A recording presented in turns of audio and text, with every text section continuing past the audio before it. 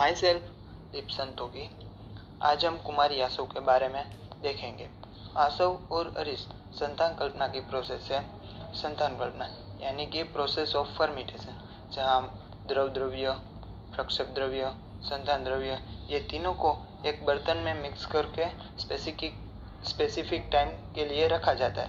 इसको फर्मेंटेशन बोलते हैं।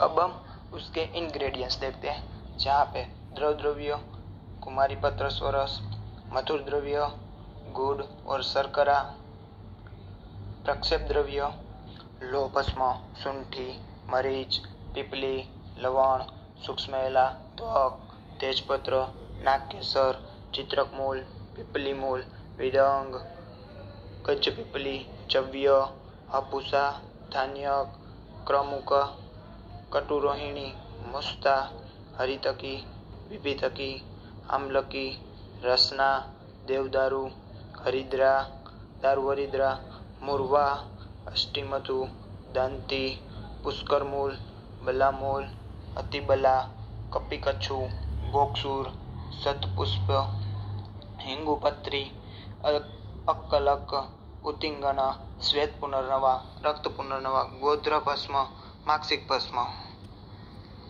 संतान द्रव्य धात की पुष्प। अब हम देखते हैं कुमारी आसव कैसे बना जाता है, यानी कि मेथड ऑफ प्रिपरेशन।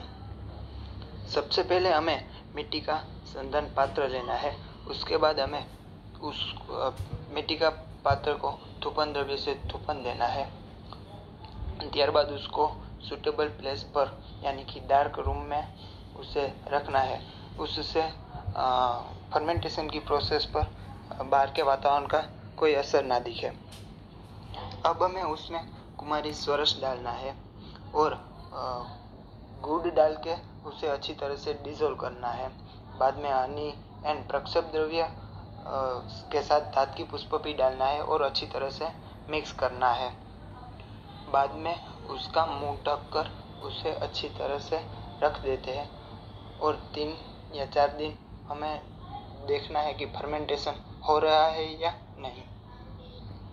हमें पता चलता है कि फर्मेंटेशन अब होने लगा है तो उसे वेसल्स को अच्छी तरह से संधि बंधन कर देना है और उसे 15 दिन को गर्म वातावरण में और 30 दिन को ठंडे वातावरण में रखना है।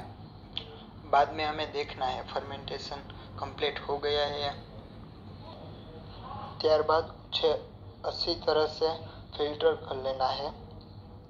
फिल्टर करने के बाद हमें उसे air tight bigger plastic can में रख लेना है और 2-3 दिन देखना है कि फर्मेंटेशन हो रहा है या नहीं।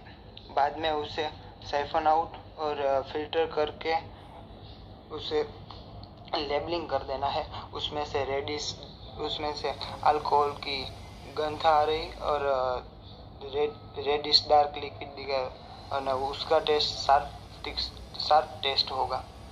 बाद में हम देखते हैं उसका डोसेज 1 पल, हाफ पल और 2 पल। 2 पल दिन में 2 या 3 बार खाने के बाद लेना है। पानी वाटर जितनी क्वांटिटी में हमें कुमारी आसव लेना है। अब हम उसका कर्म देखते हैं। कुमारी आसव फिजिकल स्ट्रेंथ, बल, वर्ण, भूख बढ़ाता है। रुचि कारक और वृष्य उसका कर्म है। अब हम एक प्रयोग देखते हैं। कुमारी आसव मेंस्ट्रुअल फ्लूइड फ्लो को बढ़ाता है। वो मेंस्ट्रुअल पीरियड को रेगुलर करता है।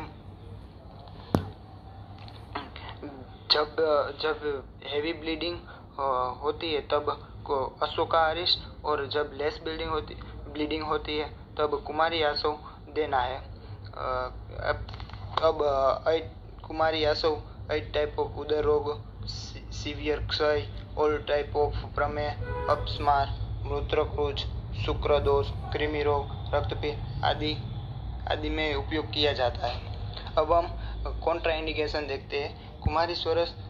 कुमारी आसव किसको नहीं देना चाहिए। Kidney disease, diarrhoea, bleeding piles, peptic ulcer, fissures, mouth ulcer, gastric during pregnancy, इस सभी व्यक्ति को हमें कुमारी आसव नहीं देना है।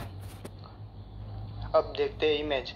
ये डाबर का है, पहला वाला डाबर का है, दूसरा वाला पतंजलि का है और तीसरा वाला दिव्य का है। Thank you.